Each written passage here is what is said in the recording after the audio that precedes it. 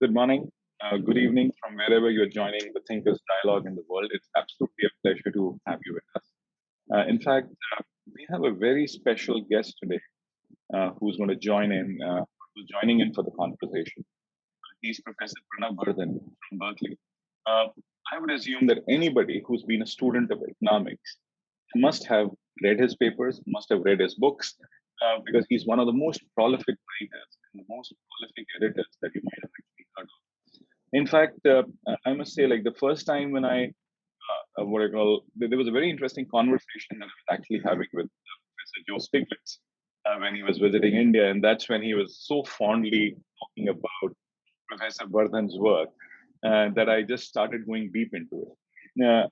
I've not met Professor Bardhan personally, but I must say that his work has inspired me to really develop my course on reimagining capitalism. That is when I really wanted to understand as to what are the kind of disparities that exist in the world and how is it impacting democracies. So I did a book on democracies, which I will share with Professor Bardhan. It's a graphical representation with Bertelsmann and Penguin. But before that, I think I should tell something about Professor Bardhan. He's from Calcutta. He grew up in the streets of Calcutta, as he would say, and he spent some time in Shantiniketan. Of course, he did not get educated there, but he, as he says in his biographical sketch, he was actually in the gardens or in the environs of Shantiniketan. So inspired by his experiences that he had actually seen during his childhood. And then, of course, he got educated from Presidency College. He did his PhD from Cambridge. After that, he actually became a professor at MIT, came back to India, joined ISI, and then went back to the United States as a professor with Berkeley. Has written 16 books, edited about 14, additionally written about 150 articles across journals, and that includes American Economic Review, Quarterly Journal of Economics, Journal of Political Economy, and so on and so forth. From my point of view, one of the most prolific economists that the world has actually seen in the last 5 decades. Professor Bardhan, it's an honor to have you with us for this conversation. Amit, it's great pleasure to talk to you and talk to your audience. And thanks very much for those very kind remarks. Thank you. My topic, as has been announced, is inequality, capitalism, and democracy. And what I'm going to do, I'm going to start with inequality, and then I move on to the corporate sector. There's some inequality there. I'm going to call it concentration of capital. And then that will move me to the nature of capitalism that we are having today. And then the last bit would be on democracy. And as I go along, just as I'll show the relationship between inequality and capitalism, similarly, when I talk about democracy, I think it will be quite obvious to you about the relation between inequality, capitalism, and democracy, as in India today. So let me start with inequality. Many people, certainly in India, I've seen, are not aware that India happens to be one of the world's most unequal countries. Now, whenever one says that, some people say, of course, we have caste system and things like that. India is one of the caste-wise, social, stratification-wise, India is very socially unequal. But when I said India is one of the most unequal countries in the world, I don't mean just that. I don't mean just social stratification, caste, gender, etc. I mean economically. So I'm going to give you very briefly some numbers and the economic numbers, why I believe even economic inequality, social inequality is very high, everybody knows that, but even economic inequality, contrary to some people's impression, is very high. Of course, how do you measure inequality? Some people measure it in terms of income.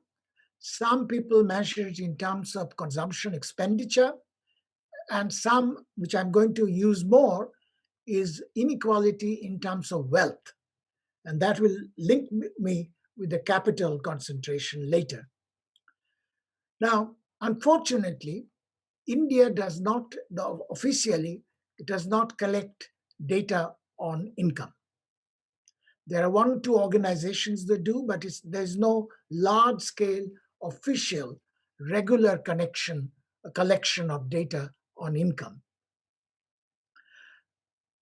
Consumption, India has been collecting consumption expenditure, but consumption expenditure inequality, where it seems to be increasing, but it's a very poor measure of inequality because um, rich people save more, so their consumption expenditure is not captured. Consumption inequality does not capture the income inequality. So let me talk about wealth inequality. India, and many people do not know, India has been collecting data on wealth distribution since 1961. It is done every 10 years. So very soon, I think even this year is supposed to be the next, but the last one we have is the beginning of the last decade. Now, wealth-wise, if you look at it, the National Sample Survey collects those data, but now from those data, the World Inequality Report have computed the percentage shares of wealth held by different groups of people. So let me give you that number. What proportion of total household wealth is held by the top 1%? In 1981,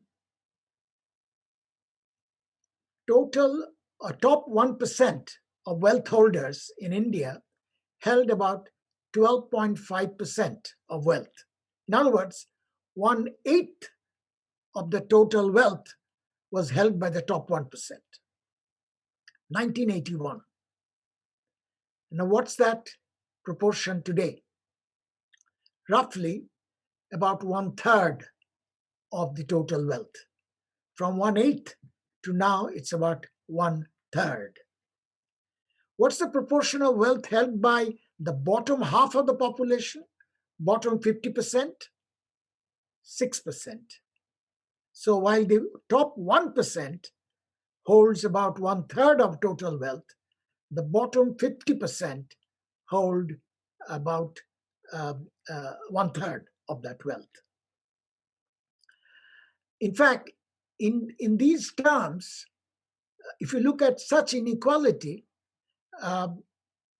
we are now reaching the Latin American range of wealth inequality. Latin America is widely known to be one of the world's most unequal regions. Now, in wealth distribution, we are reaching the Latin American range. Having said that, let me also mention that the wealth inequality data that I'm talking about is an underestimate of total inequality. Why? Of wealth inequality. Why? It's because, these are household survey data. So when a survey investigator comes and asks you about your wealth, it's very likely that, if you have land, if you have buildings, people can see it. If you have cattle, which is part of wealth, people can see it. But if you have financial wealth, if you have jewelry, those kinds of wealth, you cannot see easily. And people usually underreport that kind of wealth, jewelry and financial wealth. And of course, the richer you are, the larger proportion of your wealth would be financial wealth in particular. So the numbers that I told you, these are all underestimates, very likely to be underestimates. But even with that, we are reaching the Latin American range. Let me now go on to another aspect of wealth distribution, which people don't usually talk about. The wealth distribution that I just told you about is physical wealth. I already gave you examples: land, buildings, cattle, financial wealth, and things like that. But there is a large part of wealth today, and an increasing part, I might add, is what economists call human capital. Wealth that we are carrying in our head quite often, in terms of education, for example. Now, that wealth, or the human capital wealth, is a very significant part of total wealth, increasingly so as people get more educated. Now, how do you measure inequality of human capital? Very, very crudely. One way it has been measured, not often in India, but I'm talking about international measurements. One way it's been measured is ask everybody, every adult, how many years of schooling you had, how many years you went to school. And with that, uh, just as they can ask how much land do you have, how many years of adult years of schooling you had. No, not quite correct. How many years of schooling each adult had. And therefore, then you can work out an inequality of those years of schooling. It's very crude, but that's the only way it's been done for many countries. This was done by the World Bank. And if you look at that countries, something that when I first looked at those data some years back, something was stunning.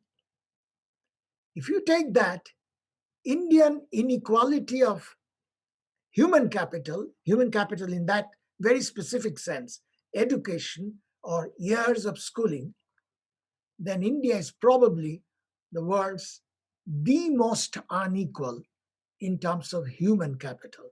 In fact, almost all the Latin American countries, I already told you, Latin America is one of the most unequal regions in the world.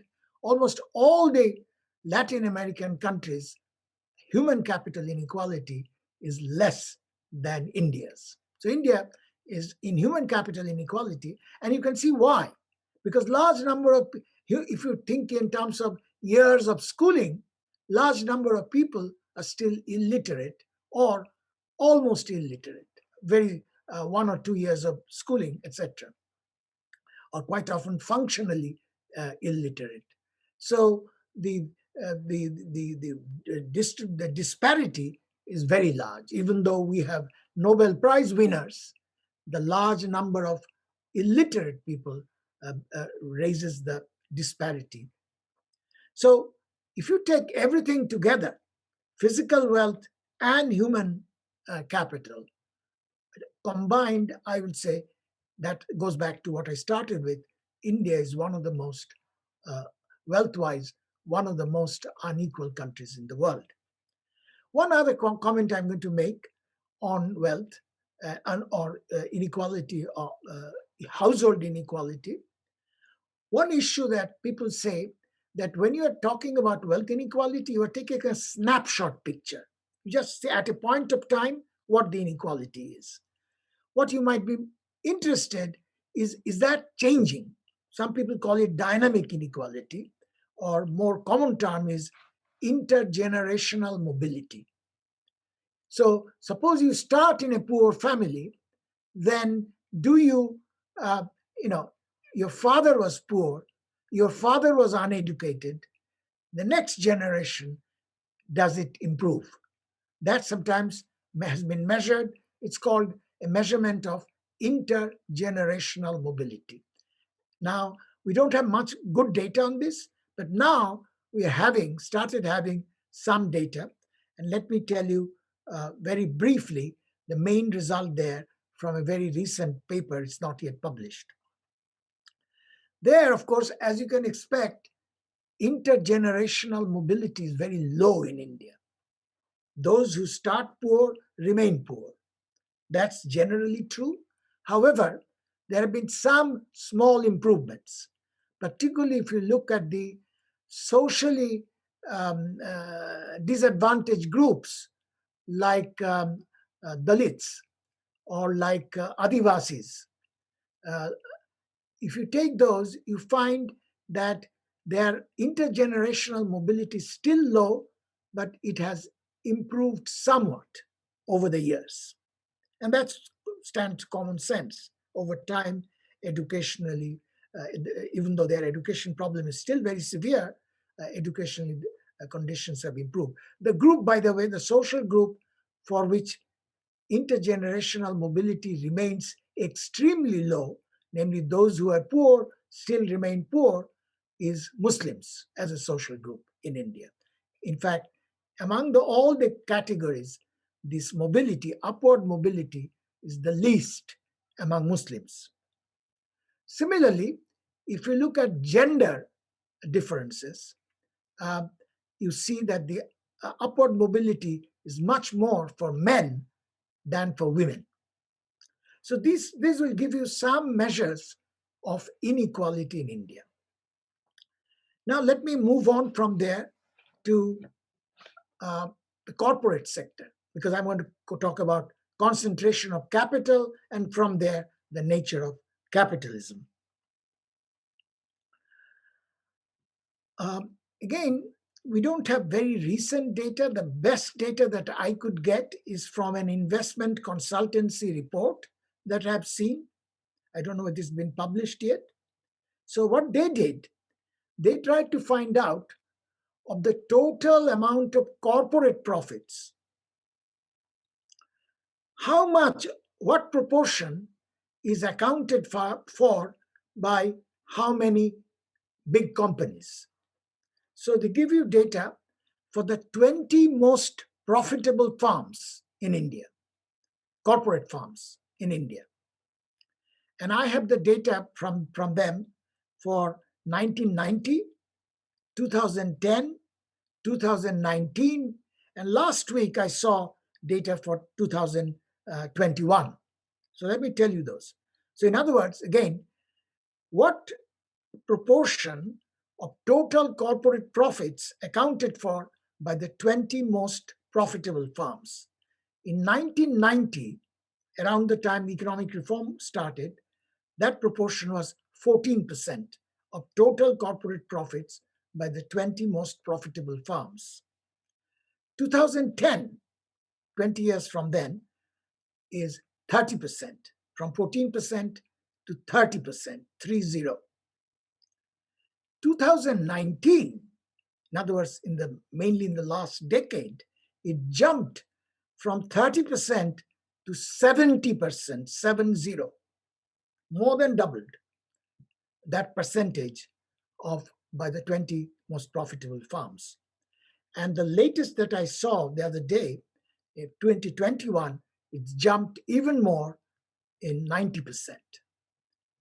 The total 20 most profitable firms generated 90% of total corporate profits. That gives you an idea. I mean, there are always problems with data, etc.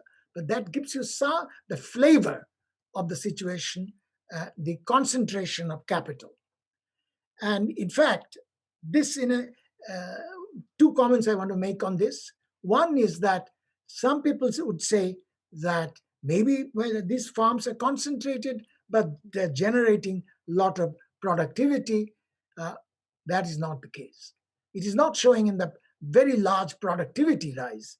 It is mainly due to their market power. Increased market power gives them more profits.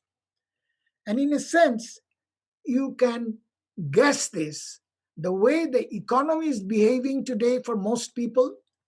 And if you look at the stock market, we have a battered real economy in India, particularly after the pandemic and lockdown. But our stock market in general is booming. So that shows you is the corporate inequality is reflected in this, what I call a disjuncture between the real economy and the stock market.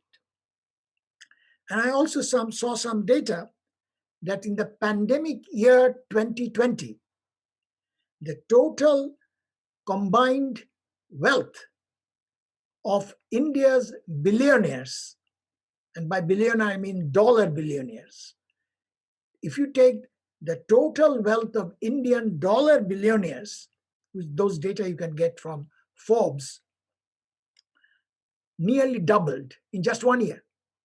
Total wealth, combined wealth, uh, nearly doubled in the year 2020. Now, you might raise very legitimately a question. All the time, I was talking about the 20 most profitable companies. You might say, these may no longer be the same companies.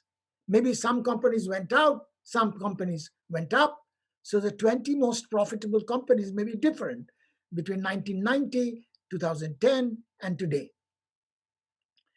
Yes, I think that is a legitimate question, but we have looked into that as well. It looks like, very roughly, in the first, if you take the 30 years since economic reform, 1990 to today, 30 years, say 2020, data up to 2020, you can divide it into two parts. The first 20 years, 1990 to 2010, and then 2010 to 2020. There's a clear divide. In the first 2 decades, there's a lot of movement. There was quite a bit of competition among the big farms I'm talking about. Particularly, you see there's a rise of regional capital. Many of these new farms that are coming up in this period, 1990 to 2010, these are new farms, rise of regional capital, particularly in the south and west of India. And there was quite a bit of competition among these new business groups. Politically, this period, 1990 to 2010, also coincided with the rise of powerful regional political parties and their assertive role in national political coalitions. So that is the pattern you see: competition, rise of regional capital, rise of regional political parties. In the last decade, particularly since 2014, with the new government, we have a single party dominance and a great deal of centralization of political power under a supreme leader. In this period, you see a change in the nature of capital. In fact, there is this journalist who I think is associated with the Indian Express. His name is Harish Damodaran. He has written a paper which came out in seminar last October. So what he does, he calls the first period, 1990 to 2010, that period's capitalism as entrepreneurial capitalism. And the second period he calls conglomerate capitalism. I partly agree, but I don't fully agree with this. I think even in the first period, 1990 to 2010, it's not fully entrepreneurial capitalism. Some of you may remember that this is the period when there are a lot of scams, the coal scam, mining mafia. There are a lot of these sectors where, if I have to describe it, I would call it rentier capitalism. It's essentially scarcity rent, not entrepreneurial capitalism. So I would say the first period is a mixture of entrepreneurial and rentier capitalism. But in the second period, I agree with him, with Damodaran, that it is a conglomerate capital, very large capital. It's a very small number of very large capital. And it is also partly rentier because much of it is because of this market power, you generate rent, excess profits, rather than entrepreneurial innovations.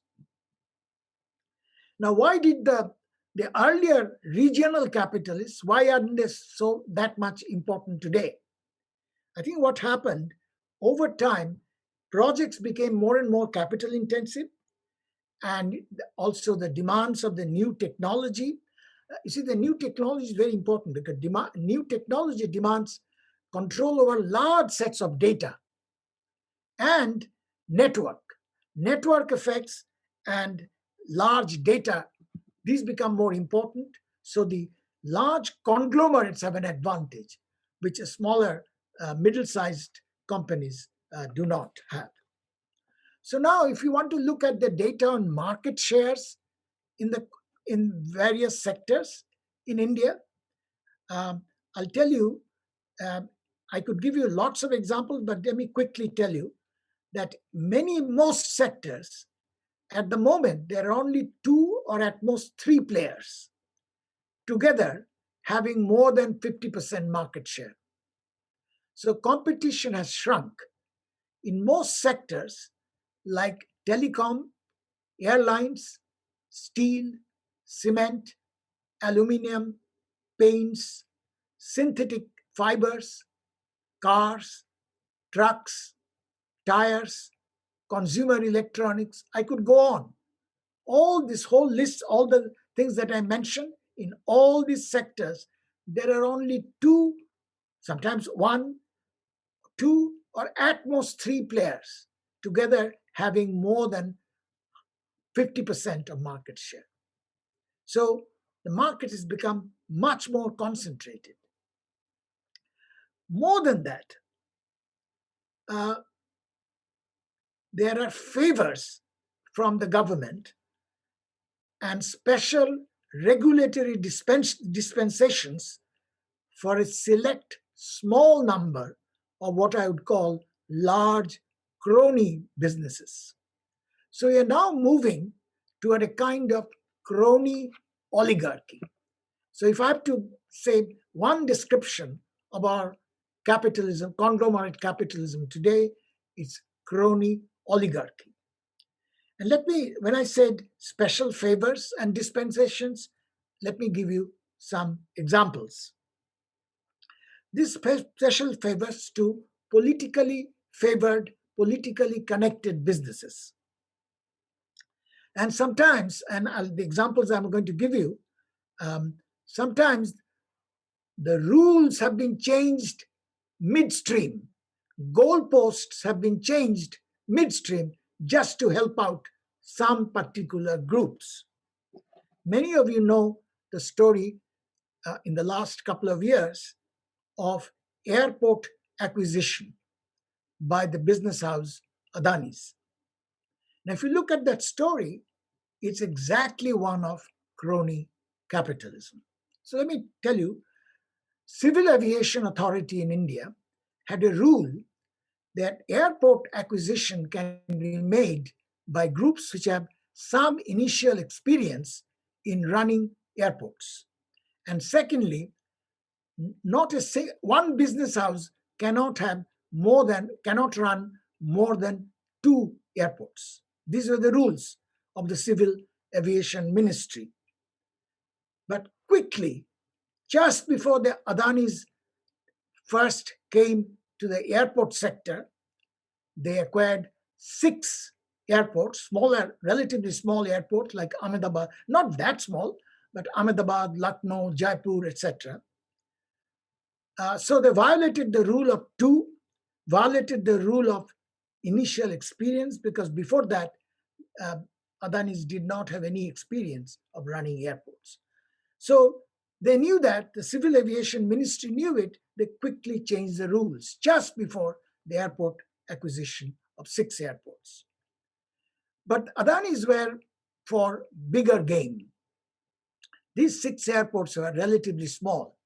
They were essentially looking for the main prize, which is Mumbai International Airport. Mumbai International Airport at that time, was being run by GVK. GVK is actually one of those regional capitalist groups, then Andhra Pradesh. So Mumbai Airport has to be taken out from GVK and given to Adani. The problem is the GVK did not want to give it up.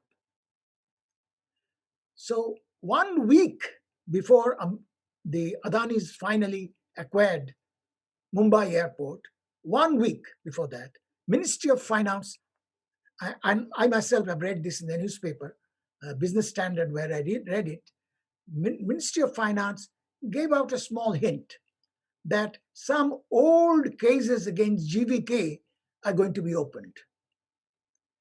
And so GVK got the signal that the government is going to make problems for them, so they yielded. So Mumbai airport was for Adani's at that time. So I'm just giving that as an example of how rules and goalposts were changed midstream just to favor some business houses. Similarly, Adani's coal-based power plant in Jharkhand was suddenly declared a special economic zone in 2019 just to give the business house some tax benefits.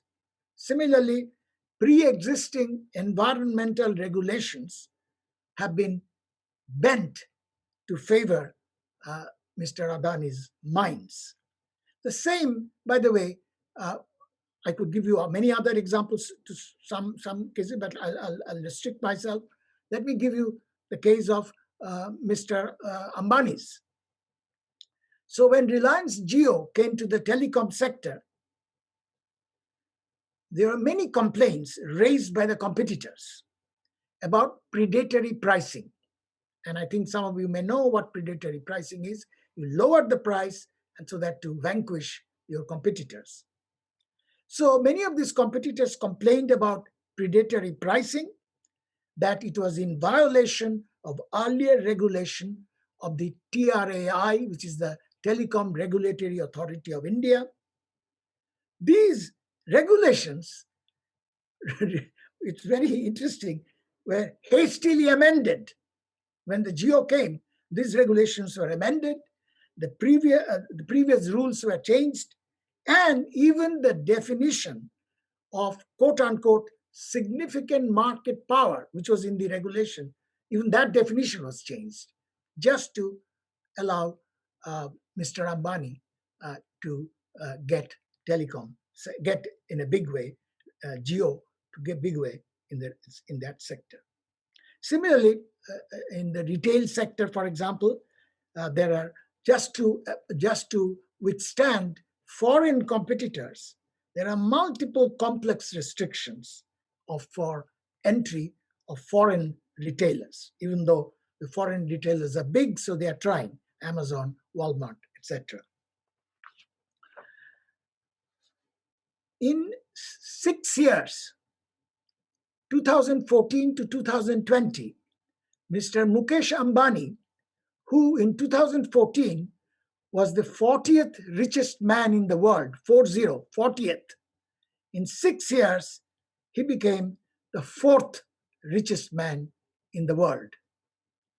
Mr. Gautam Adani, who was nowhere among the top richest men of the world, the richest men or women in the world, today Gautam Adani is the 13th richest man in the world.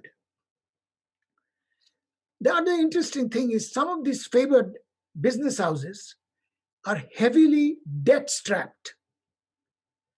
And one would have thought when you are heavily debt strapped, you'll have difficulty of raising money. No, they don't have difficulty of raising money. Raising money where? Foreign countries, foreign businesses, sovereign wealth funds, etc. And you are surprised. Why? Why are the foreign creditors giving them money even though they are already huge debt strapped? I think it's because the foreign companies know which side of the bread is buttered.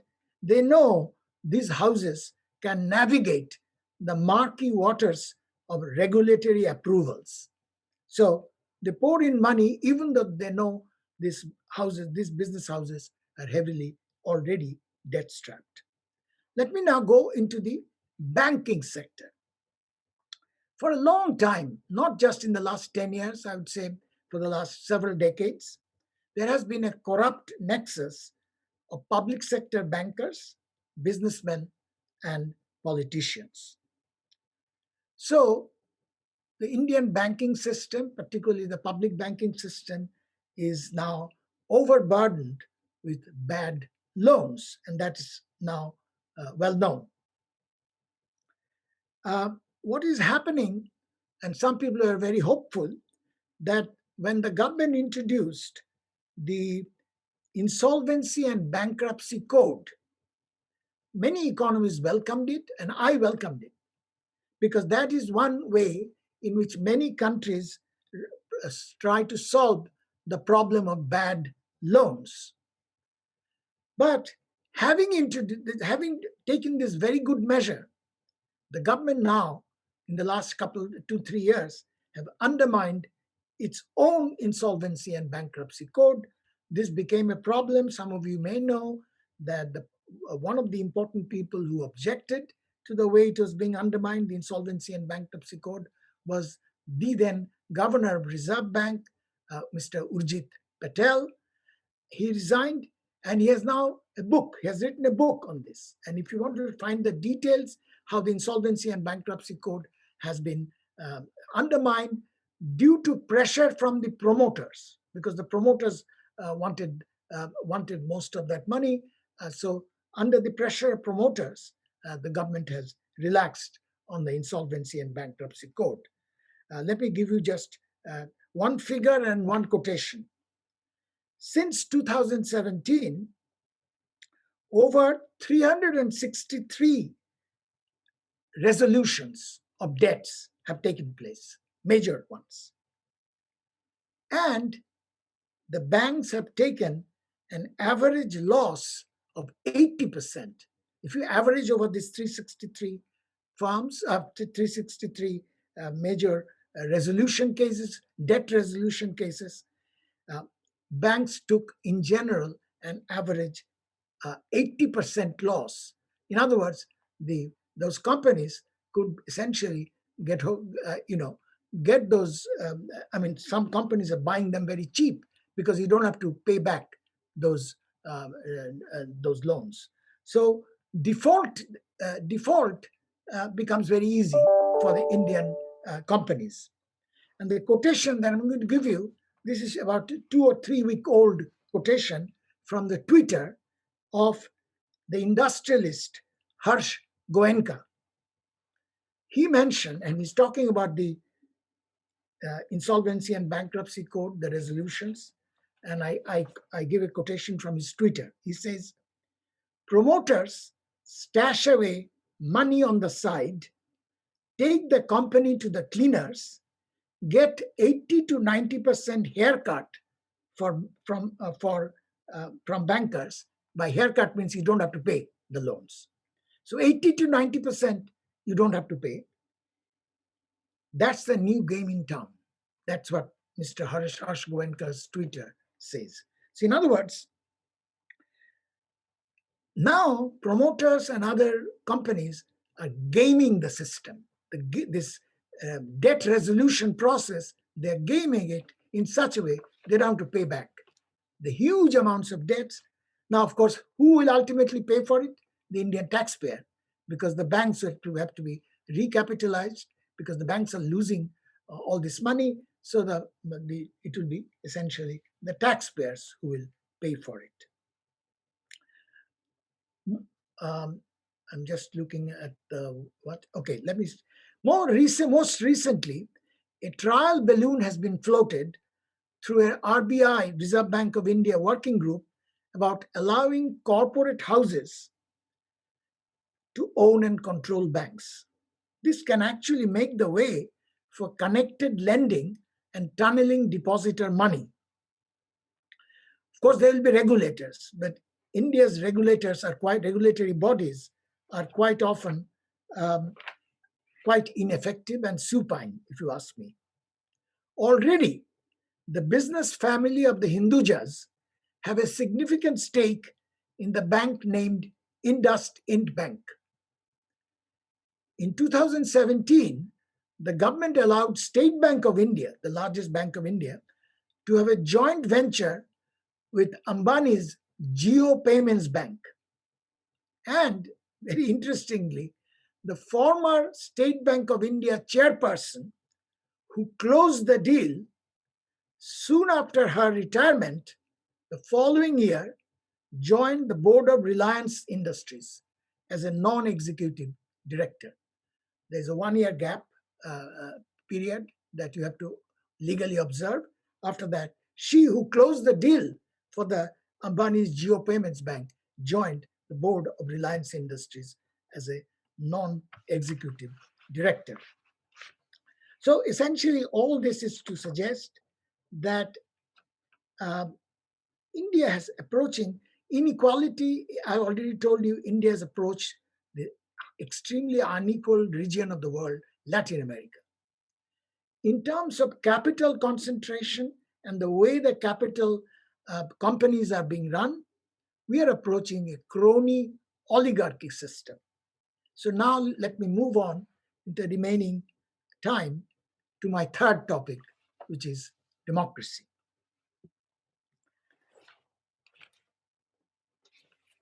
We usually shout from the rooftop that India is the world's largest democracy. Rest of the world no longer think that. I could give you cite many foreign scholars and foreign international organizations report. I'll just cite one. Probably the most authentic institution, which every year brings out a report on the state of democracy in the world. This is the Swedish institute called VDEM. DEM stands for democracy. They give the report for 200 countries, and I think in all, if I remember right, they have more than 3,000 consult 3,000 experts. If you look at the latest report of VDEM, Swedish VDEM Institute, they have said that for the first time, we cannot call India a democracy anymore. They openly say this. We cannot call India a democracy anymore. In fact, they have a list of what they call electoral autocracy. Electoral autocracy. And they said that India is now become an electoral autocracy. Primarily because many of the institutions of democracy have become very, very weak. Media is one. Media often behave like a lapdog of the executive. And then while the media serve as the large part of the media, not all of it, large part of media act as the lapdog of the executive power. The attack dogs are the investigation agencies like CBI, Enforcement Directorate, etc. And by the way, these are used. People are those who are afraid of it, not just the journalists, not just the dissenters, not just the university professors. Even the corporate sector. If you are not the top few conglomerates, you are afraid of this government. Particularly because, in fact, I've talked to some businessmen, I've seen interviews of businessmen where they're saying, if you are small, then you regard this concentrated power in Prime Minister's office. They act in a kind of arbitrary, uncertain ways. So it's not predictable. Who will be hit tomorrow? Somebody else may be hit. So there is uncertainty and unpredictability, which is bad for the government, for the corporate sector. I'm particularly leaving out the favored business houses. In fact,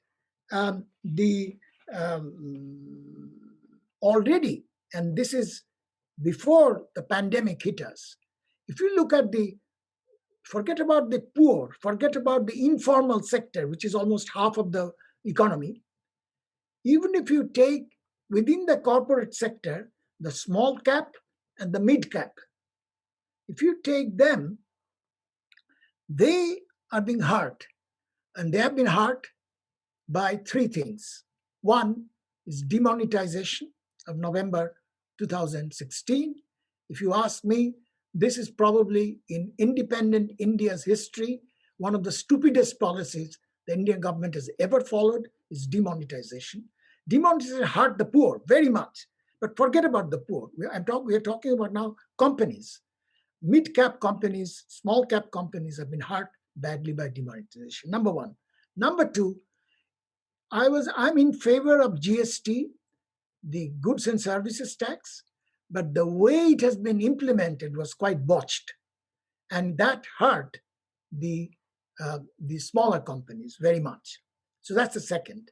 And the third, of course, is pandemic, the unnecessarily harsh lockdown in the first in March to 2020, and the pandemic in general. Everybody in all countries this has happened. In India, particularly, hurt the smaller companies and the informal sector much more. So when you have a situation like that, this obviously hurts democracy, because democracy is about the majority of people, the smaller people. Uh, the smaller people are now feel much more powerless. But in particular, and this is where I'm going to end, in particular, two ways. The way inequality and the nature of capitalism that I mentioned have hurt democracy in two other ways. One is about funding elections. As you may know, in 2017, in the name of electoral reform, a new system that was introduced is electoral bonds. The beauty of it is, the so-called reform, beauty of it is you don't have to disclose who is paying the money, who is donating the money. And now we have some data. The Association of Democratic Reform have brought out the data that the ruling party gets this electoral bond money many times more, not just more, many times more than all the other parties combined. I think, if I remember right, the data, more than 80% of the money that the ruling party collects through electoral bonds. Now, this has also changed the system of electoral funding, because earlier what used to happen, for example, in the earlier period when the regional parties were important, how did they raise money? They would raise money from an odd assortment of smaller fish. A liquor baron here, a sugar baron there, a local real estate tycoon here, PWD contractor there. That's where the sources of funding of regional parties. But now, the ruling party does not need those liquor barons or sugar barons, because the conglomerate capital donates to the ruling party mainly through this secret system of electoral bonds, where you don't have to say who the money is from. The government knows, because these are bonds of the State Bank of India. So the government knows this donation is from, but none others will not know. That is one. The system of electoral funding has changed in accordance with my earlier description of the nature of capitalism. It's crony, oligarchic capitalism, conglomerate capitalism. So the electoral funding has changed. The other thing that I should say, one way in all countries, particularly where opposition is weak, the main job of doing organizational work at the ground level, the civil society organizations, were in India called NGOs.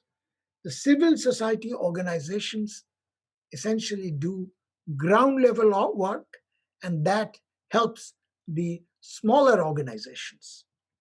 But they are now much more feeble and weaker. Why? Again, the piece of legislation that the government has introduced is called FCRA, which is the Foreign Contribution Regulatory Act. Since civil society organizations do not have access to much money, they cannot raise money like the way the ruling party does.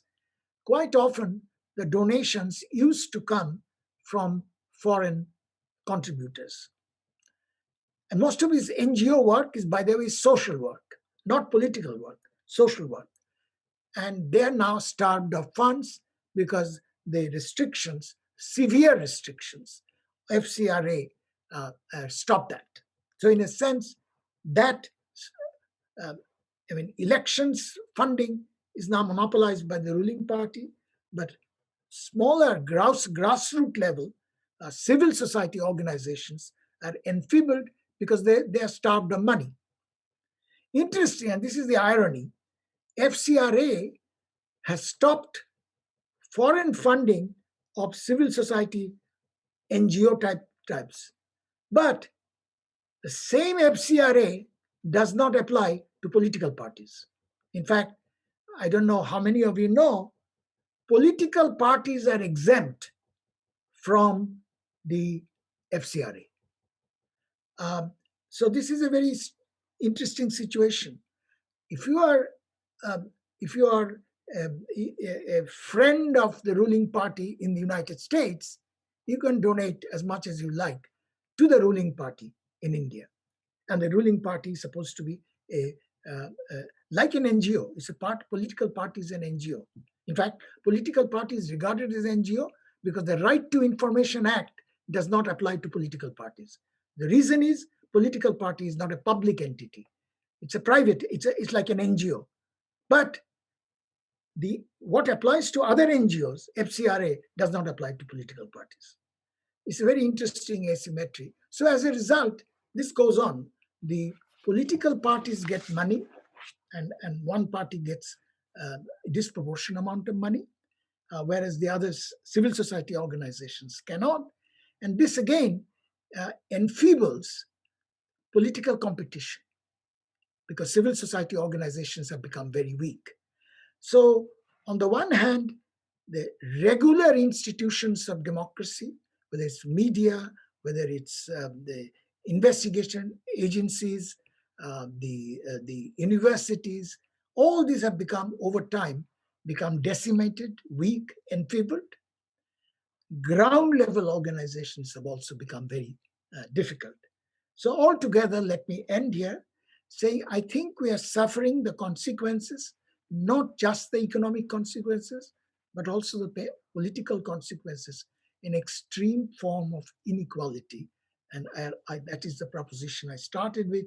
India happens to be one of the world's most unequal countries, and the effect of that on our democracy and on our capitalism now quite apparent.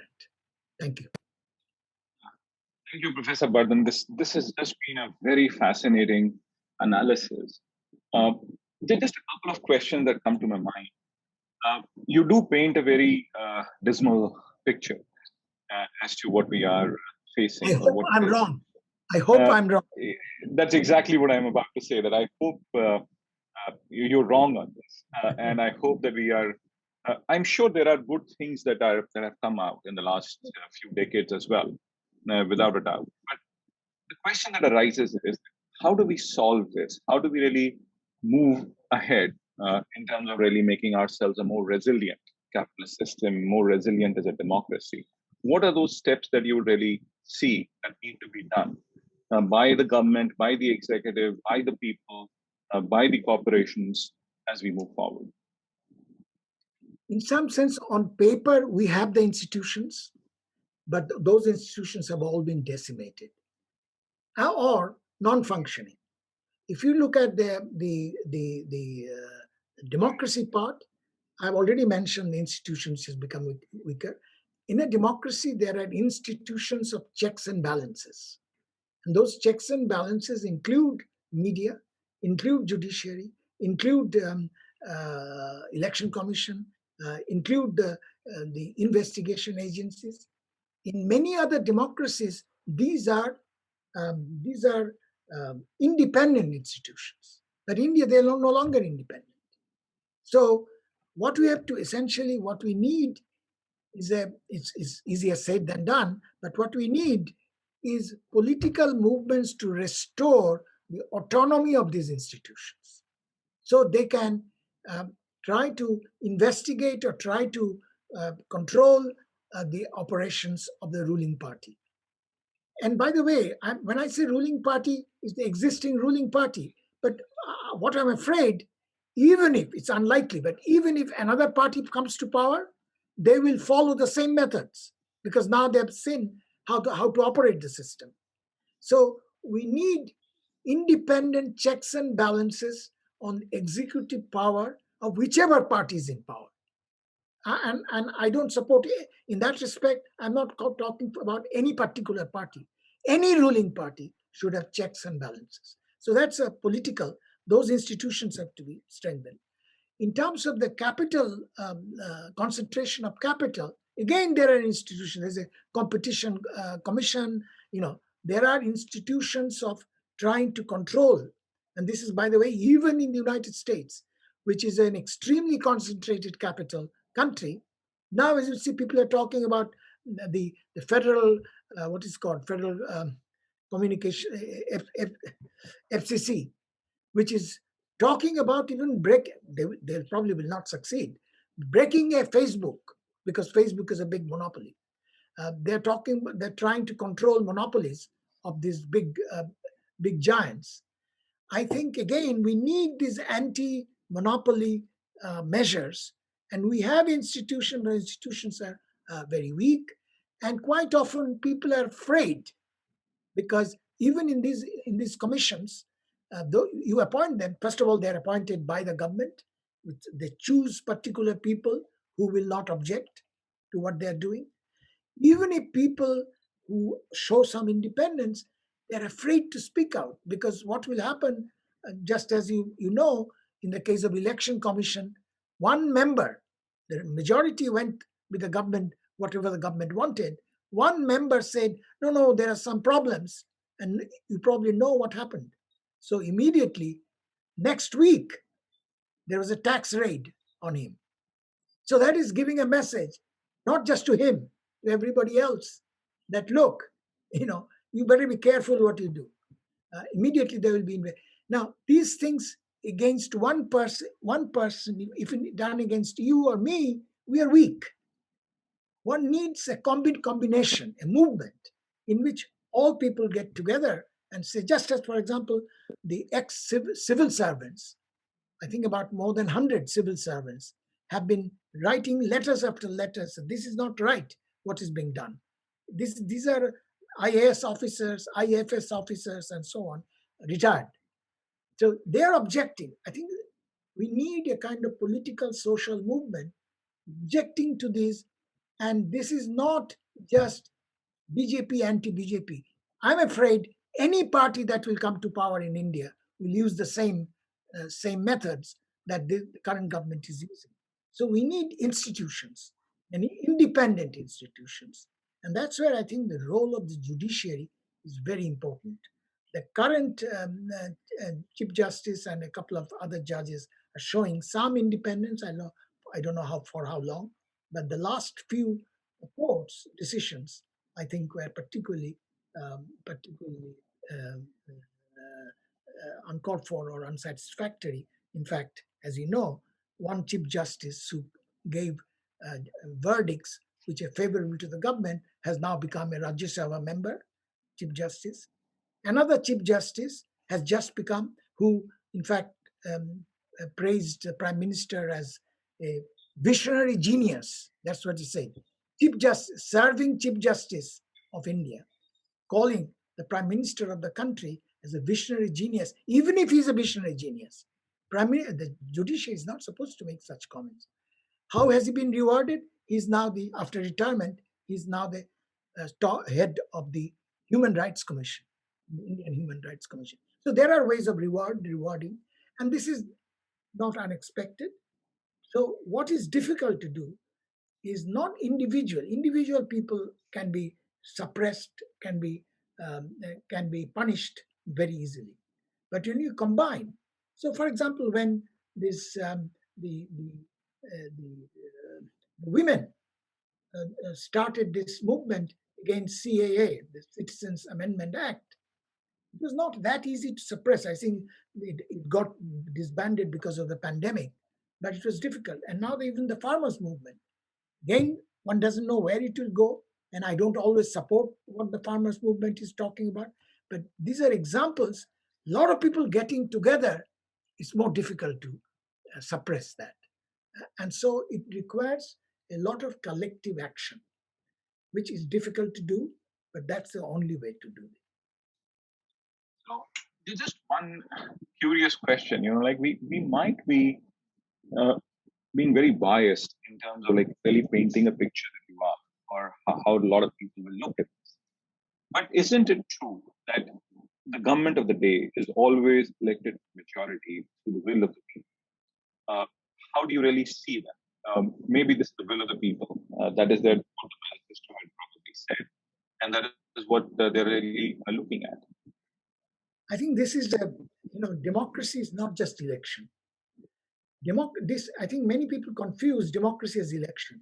Remember, the VDEM Institute is describing India as electoral autocracy. Elections are going on, and elections are by and large so far fair, not fully fair, because if the money, one party has all the money and the other parties don't, it's not fair competition.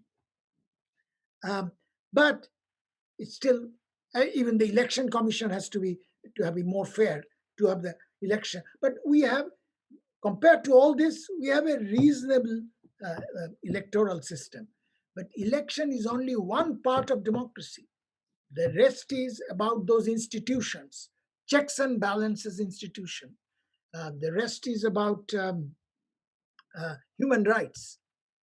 If you say something, it's anti-national, and you're put under Sedition Act. So you're called an anti-national. So the major part of democracy, in my judgment, is not election.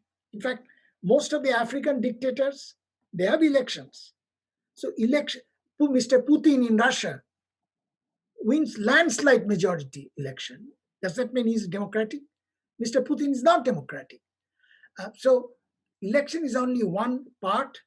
The rest is, so will of the people is what about the will of the people as embodied in the constitution? As I see it, Indian constitution is being violated every day. And yet, in this, if you don't, a Muslim does not say Jai Shri Ram, he's lynched in the streets. Our constitution is being trampled upon.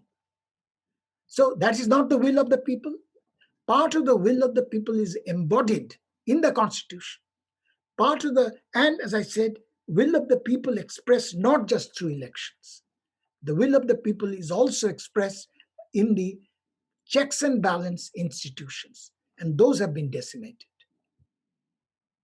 And when you really talk about Putin or leaders in Africa or whatever is happening in the world, I think US has also gone through these sets of situations in the last decade or so. How do you really make a comparison out there? In fact, United States is, in fact, in the some of these international democracy index in the United States is now not called a full democracy. It's called a flawed democracy. But there's one advantage the United States had, is which we don't have. United States, since I have lived through all the 4 years of Mr. Trump, and I read the New York Times every day, how much he's criticized in New York Times, or if you watch some TV. Can you imagine that happening in India? Next day he will be called an anti-national, and there will be problems. So United States has some checks and balance institution. Trump said the election was a fraud. Supreme Court did not accept it. Media was very active, and there are many institutions which went on criticizing. So I would say United States democracy is flawed, yet some of the institutions of democracy, which to me is very important, checks and balance institution, so far, they're still weaker than before, but so far have stood out. That's the major difference. Let me forget about the United States. Let me give you another country, a developing country, where we're having the same kind of democracy problem, which is Brazil. Mr. Bolsonaro, exactly the same thing he has done. He's decimating democratic institutions. Still, some institutions are standing up, something that is unthinkable in India. Let me give you the Mr. Bolsonaro's example. So Mr. Bolsonaro, like our government, has mismanaged the pandemic. So today, for the last few months, the parliament in Brazil is having a very important parliamentary inquiry into the performance of Bolsonaro on pandemic. Can you imagine in India, the parliament appointing an inquiry committee which is going on its investigation, bringing out reports against the performance of the government, how the pandemic has been managed? There are a couple of newspapers, one or two TV stations have at all mentioned it. But can you imagine a parliamentary commission of inquiry? So parliamentary commission of inquiry on many of these things, Parliament is not even allowed to discuss the Pegasus snooping thing. Not even allowed to discuss. Forget about a commission of inquiry. So Brazil, which is no longer a democracy, Brazil has institutions just stronger than we have. Forget about United States, and that's what worries me. This is very, very interesting, but I would rather have a much more hopeful view to the world than what you're saying. And exactly. So I'll probably want to be yes, I'll want to be on the side of optimism. But just one last two questions actually. So one is, when you talk about capitalism the way in India it is happening, the kind of disparity that you're talking about, the kind of profit accumulation that happens at the top, or the profitability at the top. How do we solve it? Because typically what we are seeing is something like rule of three. The top three firms will effectively control 70% of an industry, and so on and so forth. And that kind of evidence has been seen in the US as well, or other developing nations. How do you really solve for this? Because what you're really suggesting is that we need to have more competition across the board. We need to have much more equal distribution that needs to happen. How do we really take care of it? In other countries, the competition commissions are much more active. What was going on for the last several years would have been stopped in other countries where, for example, it would be very difficult to do in the UK because there the competitions thing. Now, under Trump, it was not working. Now, after Biden has come to power, the FCC, which is the competition commission or one of the competition commissions in the United States, has become active. It takes time because the legal process is always very slow, so it will take time. But our competition commissions have to be much more active in reducing the monopoly powers of these giant companies. And as I said, the laws, regulations were there. They are bent, changed in the midstream. You see, so what will you do? The regulatory authority supposed to be independent. Obviously, they are not independent. So we need independent regulatory commissions, including the anti-monopoly commissions. And any three books that you would like people to read to understand this more in a much more deeper way? Unfortunately, for India, there's not books. You see articles written here and there. So unfortunately, I read newspapers, and in fact, many of this data you can get in newspapers.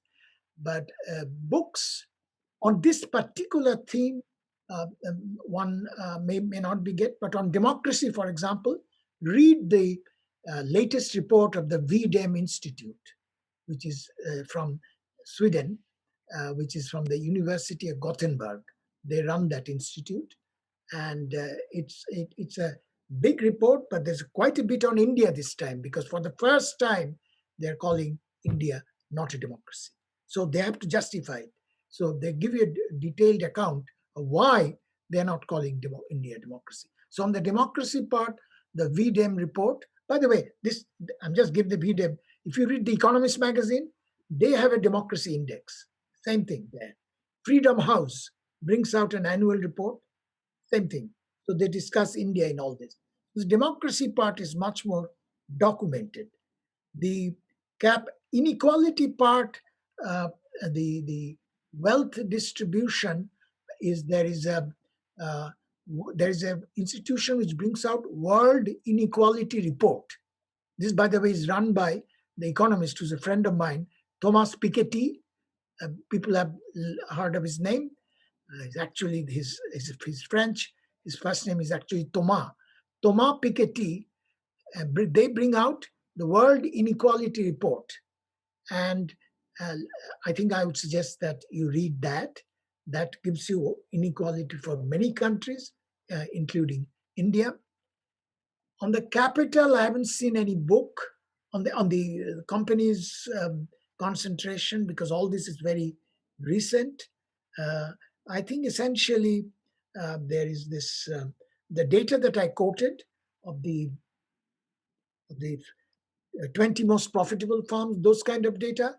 There is an investment consultancy called Marcellus Investment Management.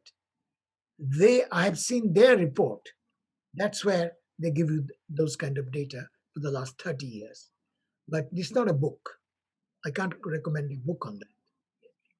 But Professor Bardhan, this has just been a very, very fascinating interaction. But I would just like to read a point that came from the audience and maybe move towards closure from there.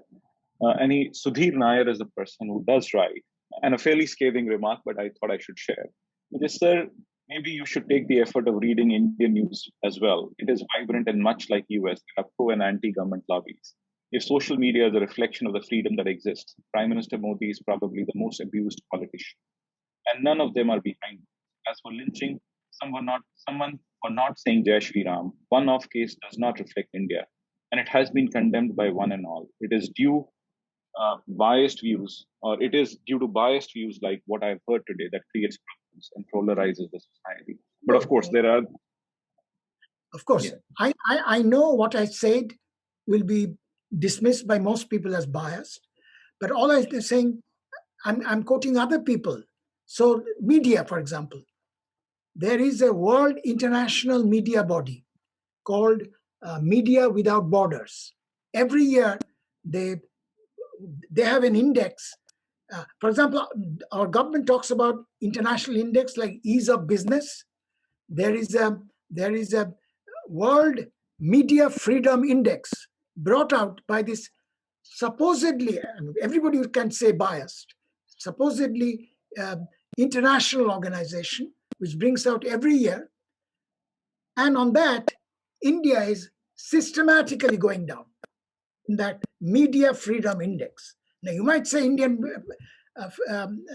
media is free. Okay, best luck to you, because I know people who have criticized the government. Even many newspapers are afraid to publish it. I know that personally, that people are afraid to publish criticisms. I know how many people are now in jails without trial, without they're not even getting bail for fake reasons. And one can go on. There are many, you might say all international organizations are biased. Of course, then I have nothing to say. Uh, International organizations are saying again and again that the Indian freedom of all kinds are going down. So you are free to have your opinion. I want to retain the right to have my opinion, and I don't think what I've said is not supported by data. So that's why I go by data.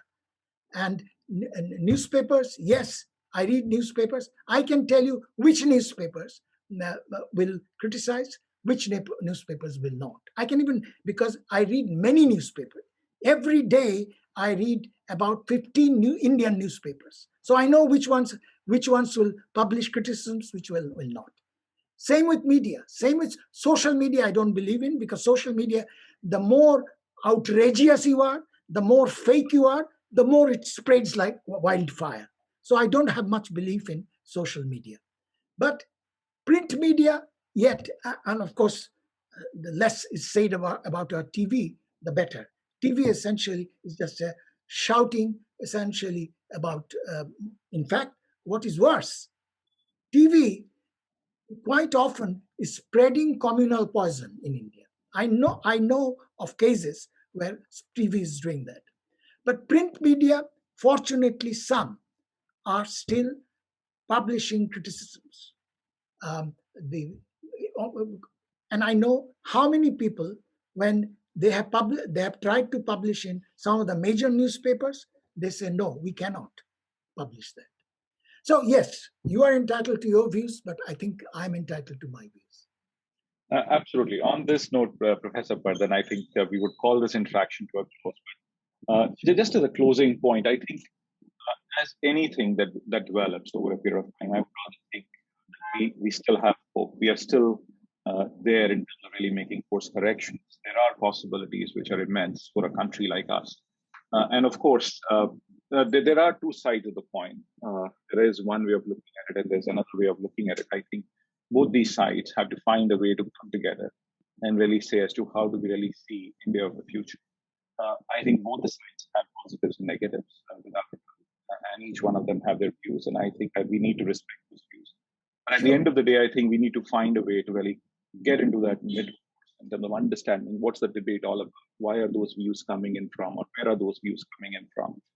On a personal note, I think there could be challenges, but I think I have far greater hope. And I think when you say disparity, of course, there is income inequality that exists, but there have been some very interesting things that have happened in the last few years in terms of like how we have really looked at giving services to people, how mobile companies have been able to give access to information and so on and so forth. But of course, there are always those larger debates that happen.